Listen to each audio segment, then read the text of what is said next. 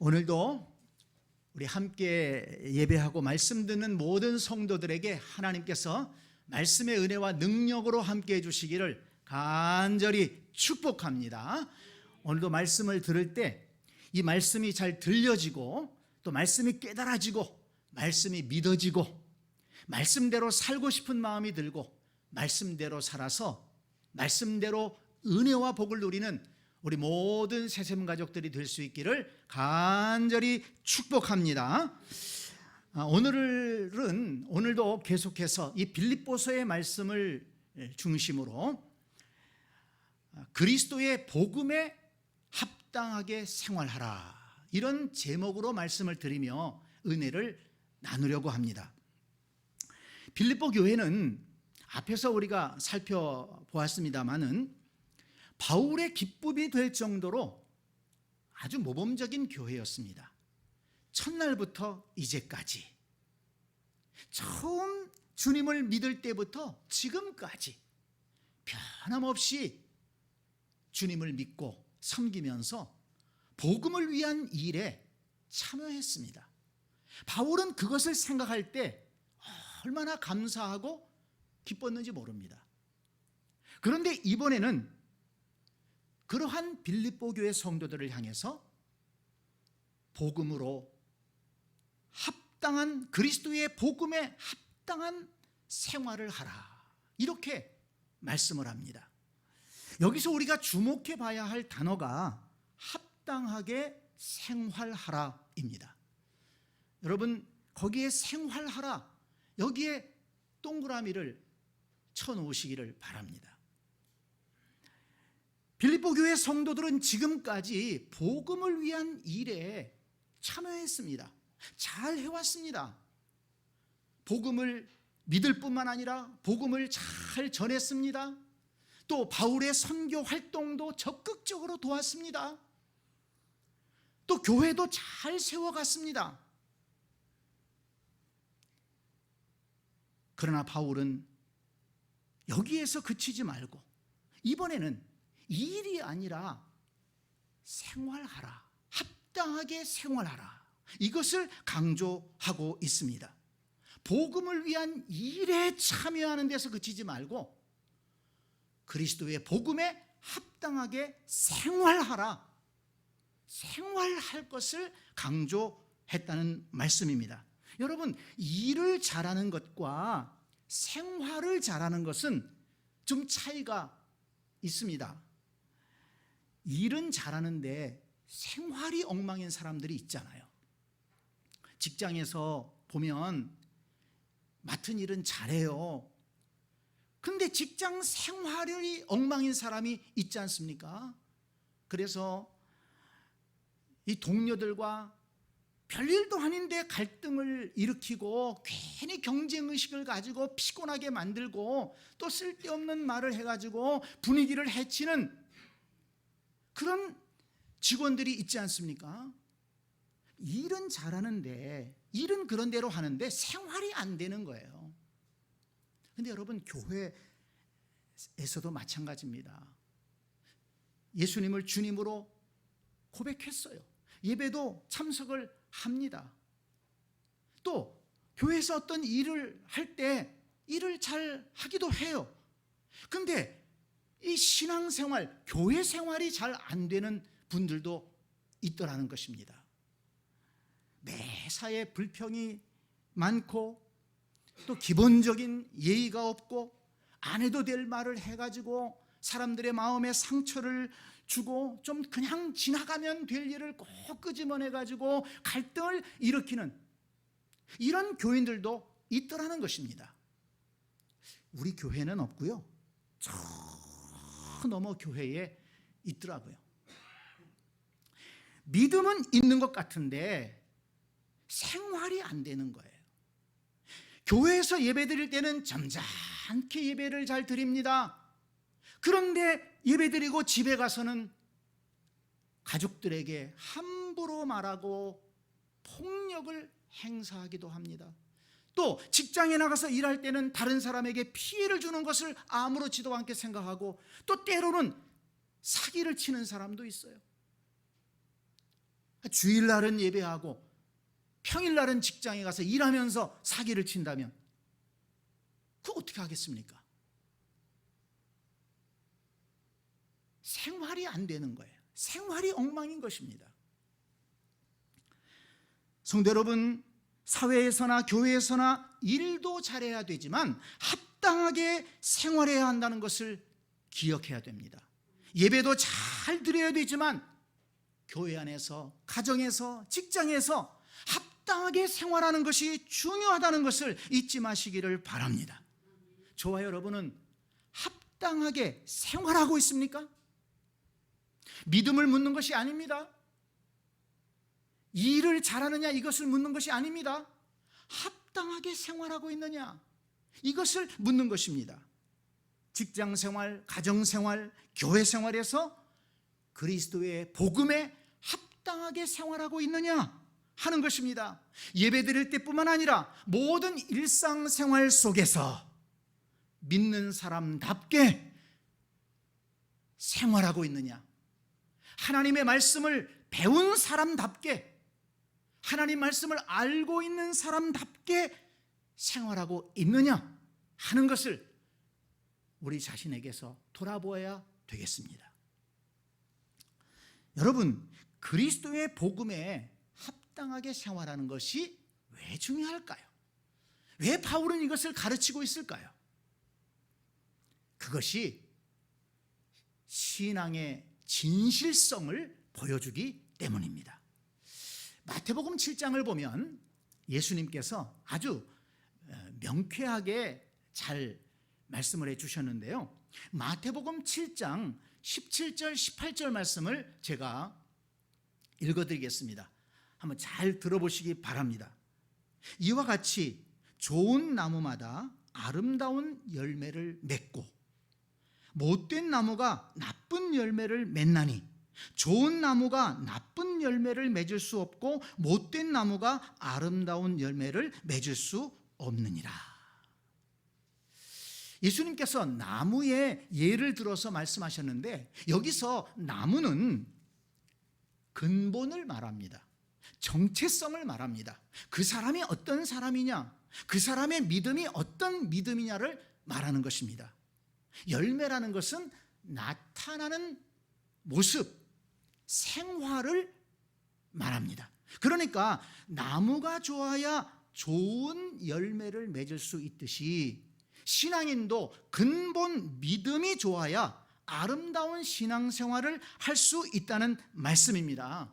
그래서 열매가 좋지 않으면 나무가 좋지 않은 것이라고 생각할 수 있는 것처럼 그리스도인들이 생활이 좋지 않다면, 나타나는, 드러나는 생활이 좋지 않다면 그 사람의 믿음은 뭔가 문제가 있고 병든 믿음이다, 건강하지 못하다는 그런 증거가 된다는 것입니다.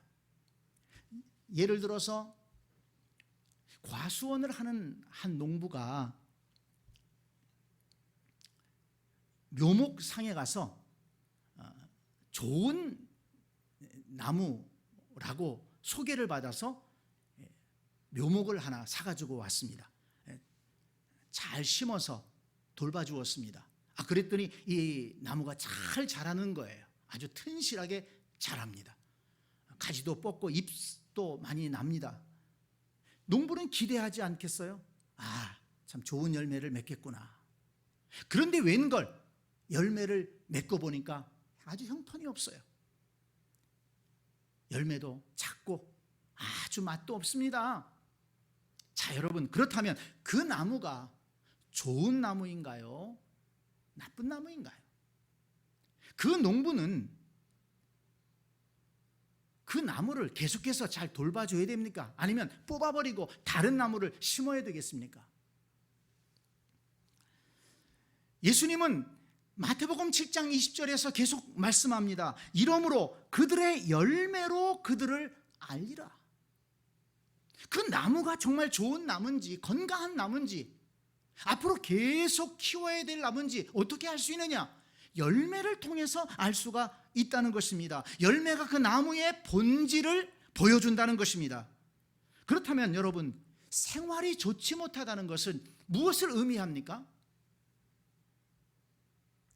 그 사람의 신앙이 올바르지 않거나 건강하지 않다는 것을 보여주는 것입니다. 그래서 바울은 말씀했습니다. 그리스도의 복음에 합당하게 생활하라. 그리스도의 복음을 믿는다면 믿는 사람답게 생활하라는 것입니다. 그리스도의 말씀을 배웠다면 말씀을 배운 사람처럼 살아가라는 말씀입니다. 그리스도의 복음이 얼마나 소중한 복음입니까?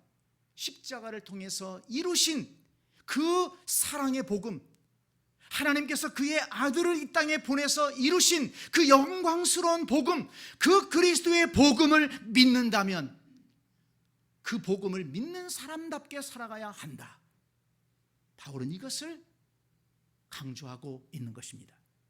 또 하나, 그리스도의 복음에 합당하게 생활하는 것이 중요한 이유는 그것이 마지막 날 심판의 기준이 되기 때문입니다. 마태복음 7장 말씀을 이어서 보면 예수님께서 7장 19절에서 이렇게 말씀하십니다. 아름다운 열매를 맺지 아니하는 나무마다 찍혀 불에 던져지리라. 무서운 말씀이죠. 마지막 날에 찍혀 불에 던져진다. 심판받을 것이라는 말씀입니다. 어떤 나무가 그렇다고요? 튼실하지 못한 나무는 찍혀 불에 던져지리라, 이렇게 말씀하지 않으셨어요? 키가 크지 않은 나무는 찍혀 불에 던져지리라, 이런 말씀하지 않으셨습니다? 아름다운 열매를 맺지 아니하는 나무마다 찍혀 불에 던져지리라 그랬습니다. 여러분, 이것이 신앙과 어떤 관련이 있습니까? 21절에서 예수님은 말씀하십니다. 나더러 주여 주여 하는 자마다 다 천국에 들어갈 것이 아니요 다만 하늘에 계신 내 아버지의 뜻대로 행하는 자라야 들어가리라. 여러분, 어떤 사람이 천국에 들어갈 수 있는 자격이 있다고 말씀하십니까? 여러분, 잘 생각해 보시기 바랍니다. 주여 주여, 주님을 향해서 큰 소리로 주님의 주여 주여 한다고 해서 천국에 들어가는 것이 아니라는 것입니다. 하늘에 계신 내 아버지의 뜻대로 행하는 자, 그가 천국에 들어갈 수 있다는 것입니다. 이것은 바울이 말한 대로 복음에 합당하게 생활하는 자가 하나님 나라에 들어갈 수 있다는 것을 분명하게 말씀하고 있는 것입니다. 예수님은 또 이어서 말씀하십니다. 그날에 많은 사람이 나더러 이르되 주여 주여 우리가 주의 이름으로 선지자 노릇하며 주의 이름으로 귀신을 내어 쫓으며 주의 이름으로 많은 권능을 행하지 아니하였나이까 하리니. 마지막 날에 심판대 앞에 선 많은 사람들이 주장한다는 겁니다. 내가 선지자 노릇도 했습니다. 내가 주님의 이름으로 얼마나 불렀습니까? 내가 귀신을 쫓아낼 정도의 능력 있는 그런 일들을 하지 않았습니까? 그러니 나를 천국에 들여보내 주셔야 됩니다. 이렇게 주장한다는 것입니다. 그러나 여러분, 예수님은 웬일인지 그들을 책망하면서 물리치십니다. 그때 내가 그들에게 밝히 말하되 내가 너희를 도무지 알지 못하니 불법을 행한 자들아 내게서 떠나가라 하리라. 도대체 주님은 왜 그렇게 하셨습니까? 선지자 노릇을 했다니까요. 얼마나 수고했겠습니까? 귀신을 내어 쫓을 정도의 능력이 있었다니까요. 열심히 일은 한 것 같습니다. 그렇지만 주님 보시기에 불법을 행했다는 것입니다. 다른 말로 하면 복음에 합당하게 생활하지 못했다는 것입니다. 성도 여러분, 바울이 왜 빌립보 교회 성도들에게 그리스도의 복음에 합당하게 생활하라고 강조하며 가르치고 있는지 그 이유를 아시겠습니까? 그리스도의 복음에 합당하게 생활하는 것이 진정한 신앙인의 길이고 또한 천국에 들어갈 자격을 얻는 길이기 때문인 것입니다. 성도 여러분, 저와 여러분이 왜 그리스도의 복음에 합당하게 생활해야 됩니까? 그리스도의 복음에 합당하게 생활하는 것이 진정한 신앙인의 길이라는 것입니다. 어떤 큰 능력을 보이지 않아도 내 삶 속에서 그리스도의 복음에 합당하게 살아간다면 그것을 보시고 주님은 우리를 하나님의 나라 천국으로 영원한 영생의 길로 인도해 주실 줄 믿습니다. 여러분, 이것을 예수님의 말씀을 통해서 깨달으시기를 바랍니다. 그렇다면 여러분, 그리스도의 복음에 합당하게 생활한다는 것은 도대체 무엇을 의미하는 것일까요? 좀 더 구체적으로 살펴볼 필요가 있습니다. 자, 오늘 본문 27절을 다시 한번 보시기 바랍니다. 생활하라는 단어 앞에 2라는 작은 숫자가 쓰여져 있을 겁니다. 이 각주가 있는 성경은 대부분 각주가 있습니다. 그렇게 쓰여 있을 거예요. 그러면 그 아래에 내려와서 좀 작은 글씨입니다만은 그 각주를 한번 보시기 바랍니다. 그러면 2번에 뭐라고 되어 있습니까? 또는 시민 노릇, 이렇게 되어 있습니다. 그러니까 이 합당하게 생활하라는 말에는 시민 노릇을 하라는 의미가 담겨져 있다는 것입니다. 시민 노릇을 하라. 이 말씀은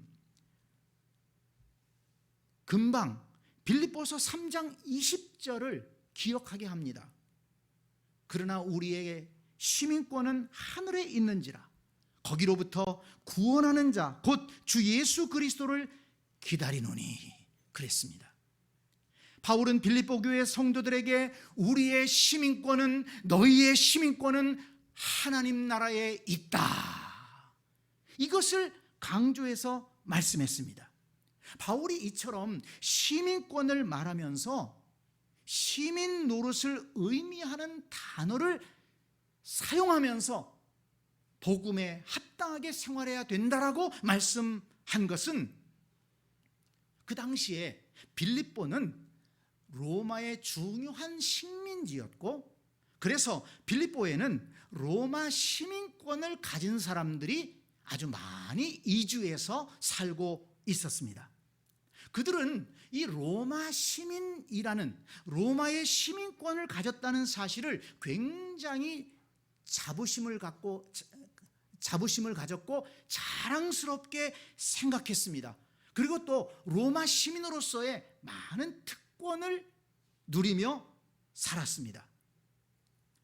어떤 사람들은 그래서 로마 시민권을 많은 돈을 들여서 사기도 했습니다. 로마 시민권은 특별했기 때문입니다. 이 로마의 시민권을 가진 사람은요, 로마 제국이 얼마나 넓었습니까? 그런데 그 넓은 로마 제국에 어디에서 살든지 로마의 군인들이 보호해 주게끔 되어 있었습니다. 함부로 하질 못했어요. 그리고 이 로마의 시민권을 가진 사람은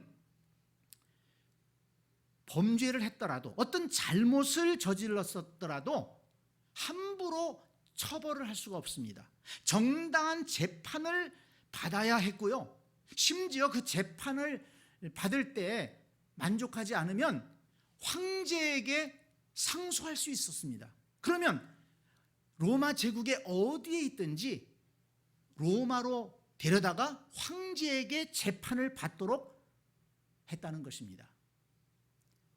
여러분, 사도행전 25장을 기억하십니까?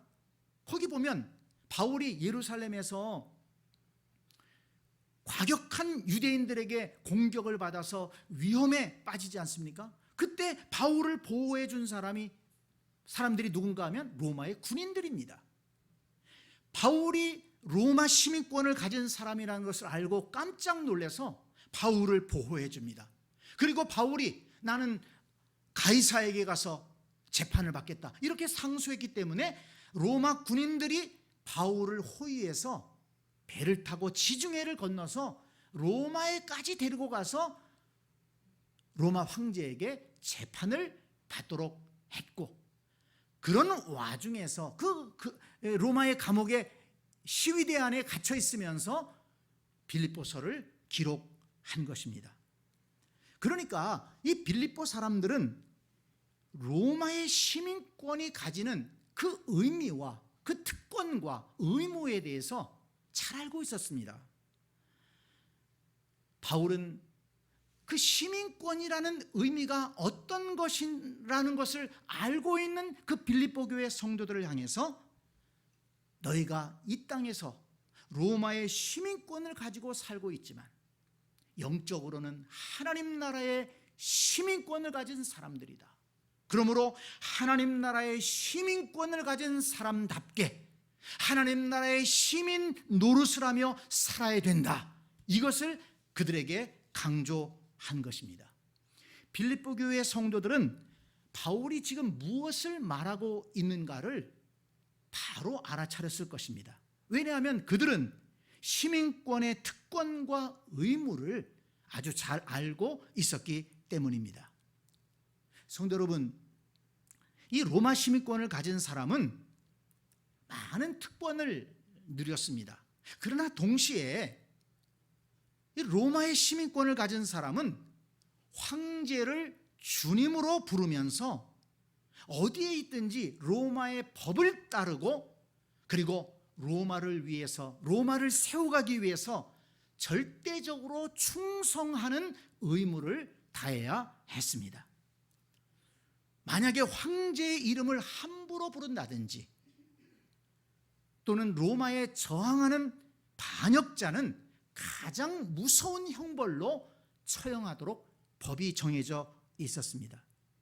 그렇다면 여러분, 그리스도의 복음을 통해 하나님 나라의 시민권을 얻은 사람은 어떻게 살아야 되겠습니까? 만왕의 왕이신 예수 그리스도를 주님으로 부르고 어디서 무엇을 하며 살든지 그분의 말씀에 순종하며 살아가야 되고, 하나님의 나라를 세워가기 위해서 충성해야 된다는 것입니다. 그래서 로마의 권력자들이 그리스도인들을 미워한 것입니다. 황제를 주님이라고 불러야 되는데 예수 그리스도를 주님이라고 불렀기 때문입니다. 너의 주인은 누구인가? 지금 바울은 이것을 묻고 있는 것입니다. 그리스도 복음에 합당하게 생활하라.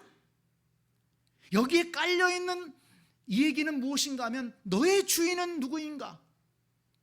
예수 그리스도를 주인으로 삼고 예수 그리스도 중심으로 살아가야 된다. 이것을 강조하고 있는 것입니다. 너의 주인은 누구인가? 이 질문에 나의 주인은 하나님의 아들 예수 그리스도이십니다 라고 대답을 했기 때문에 많은 그리스도인들이 원형 경기장에 끌려가서 순교를 당했던 것입니다. 바울도 철저하게 예수 그리스도를 주님으로 섬기며 살지 않았습니까? 오늘 본문 20절을 보세요. 살든지 죽든지 내 몸에서 그리스도가 존귀하게 되게 하려 하나니 이는 내게 사는 것이 그리스도니 죽는 것도 유익함이라. 무슨 말씀입니까? 내가 살아도 주님을 위해 살고 내가 예수 그리스도를 주님으로 고백하기 때문에 죽는다면 그것도 유익하다는 것입니다. 이런 정신으로, 이런 신앙으로 바울은 끝까지 주님을 위해 살았고 바울도 순교했던 것입니다. 성도 여러분, 저와 여러분도 잘 알아야 합니다. 저와 여러분이 하나님 나라의 시민권을 가지고 있다면 분명하게 고백할 수 있어야 합니다. 만왕의 왕이신 예수 그리스도가 나의 주님이십니다. 성도 여러분, 그리스도의 복음에 합당하게 생활하는 것은 그저 세상 사람들보다 조금 착하게 사는 정도를 말하는 것이 아니라 예수 그리스도를 주님으로 모시고 그분의 말씀에 순종하고 예수 그리스도의 십자가의 사랑으로 하나님의 나라를 세우기 위해 충성하고 헌신하는 것을 의미한다는 것을 여러분 꼭 기억하시기를 바랍니다. 그래서 바울은 하나님 나라의 시민권을 가진 성도들에게 당부합니다. 27절 말씀을 다시 한번 보세요. 한 마음으로 서서 한 뜻으로 복음의 신앙을 위하여 협력하라. 그리고 28절에 무슨 일에든지 대적하는 자들 때문에 두려워하지 아니하는 이 일을 듣고자 함이라. 그리스도의 복음을 믿음으로 하나님 나라의 시민권을 가졌다면 한 마음과 한 뜻으로 복음의 신앙을 위해서 협력하라는 것입니다. 그리고 예수 그리스도를 부인하고 또 성도들과 교회를 핍박하는 자들의 그 대적을, 그 핍박을 두려워하지 말고 끝까지 믿음을 지키라고 말씀하고 있는 것입니다. 그것이 하나님 나라의 시민권을 가진 성도들이 살아가야 할 명예로운 삶이라는 것을 바울은 당부하고 있는 것입니다. 성도 여러분, 바울은 로마 시민권을 가진 사람들이 황제를 주님으로 부르고 로마의 법을 따라 살아가고 로마를 지키기 위해 충성하는 것을 명예로 알고 살아가는 것처럼 하나님 나라의 시민권을 가진 빌립보 교회의 성도들도 예수 그리스도를 주님으로 섬기면서 어디서 무엇을 하든지 주님의 말씀을 따라 살고 하나님 나라를 세우기 위해 충성하는 것을 명예와 기쁨으로 여기고 살기를 원했기 때문에 빌립보 교회 성도들을 향해서 너희는 그리스도 복음에 합당하게 생활하라, 이렇게 말씀을 가르쳤던 것입니다. 성도 여러분, 저와 여러분도 이 땅에서 대한민국 사람으로 또 시흥 시민으로 살고 있지만 우리의 영원한 나라는 하나님의 나라인 줄 믿습니다. 우리의 영원한 시민권은 하나님 나라에 있는 것입니다. 그리스도의 복음을 믿는 자마다 하나님 나라에 당당하게 들어갈 수 있을 것입니다. 여러분, 외국에 나갔다가 한번 들어와 보세요. 기억하실 거예요. 우리나라 국민은 그냥 통과합니다. 그냥 뭐 여권만 보여주면, 뭐 요즘은 또 뭐 손바닥으로 이렇게 다 인증을 해놔가지고 그저 손바닥만 대면 또 얼굴만 보여주면 그냥 들어가지 않습니까? 그러나 외국 사람은 그렇지 않아요. 여권을 보고 잘 왜 이 사람이 여기에 들어왔는지 따져봅니다. 여러분, 우리가 그리스도의 복음을 통해서 하나님의 자녀가 되었고 하나님 나라의 시민권을 얻었다면, 그리고 이 땅에서 그리스도의 복음에 합당하게 살아왔다면 우리는 당당하게 하나님 나라에 들어갈 수 있고, 우리가 하나님 나라에 들어갈 때 그 나라의 왕이신 그리스도께서 우리를 기쁨으로 맞이해 주실 줄 믿습니다. 이 로마 나라는요, 전쟁에서 싸우고 돌아오는 군인들이 있으면 온 시민들이 길거리에 나와서 환호하며 박수를 치며 그 군인들을 맞이했습니다. 로마의 황제는 자리에서 일어나서 그 전쟁터에서 돌아오는 군인들을 맞이하며 그들에게 상을 내리고 그들을 칭송해 주었습니다. 여러분, 하나님의 나라도 마찬가지입니다. 우리가 하나님 나라에 들어갈 때 이 땅에서의 선한 싸움을 싸우고 믿음의 싸움에 이기고 우리가 복음의 일을 위해서 순종하며 헌신하며 살다가 하나님의 나라에 들어갈 때 천군 천사가 우리를 맞이할 것입니다. 그 나라의 왕이신 예수 그리스도께서 일어나서 우리를 영광스럽게 맞이해 주실 것입니다. 그 나라가 우리에게 있는 것입니다. 우리의 시민권은 하나님의 나라에 있습니다. 이것을 잊지 말고 하나님 나라의 시민답게 이 땅에서 살아가라. 이 땅에서 영원히 살 것처럼 구질구질하게 살지 말고 하나님 나라의 시민답게 영광스럽게 살아가라. 복음을 위한 영광스러운 일에 헌신하며 살아가라. 그리스도의 말씀을 따라 살아가라. 왜냐하면 우리는 하나님 나라의 시민이기 때문에, 하나님 나라의 백성이기 때문에, 우리는 그 나라에서 영원히 살 것이기 때문에 오늘 이 말씀을 통해서 하나님 나라를 소망하는 이 마음, 이 믿음을 가지고 하나님 나라 가기까지 그리스도의 복음에 합당하게 생활하는 하나님 나라의 시민으로서 시민 노릇 잘하면서 살아갈 수 있는 저와 여러분들이 될 수 있기를 주님의 이름으로 간절히 축복합니다. 아멘.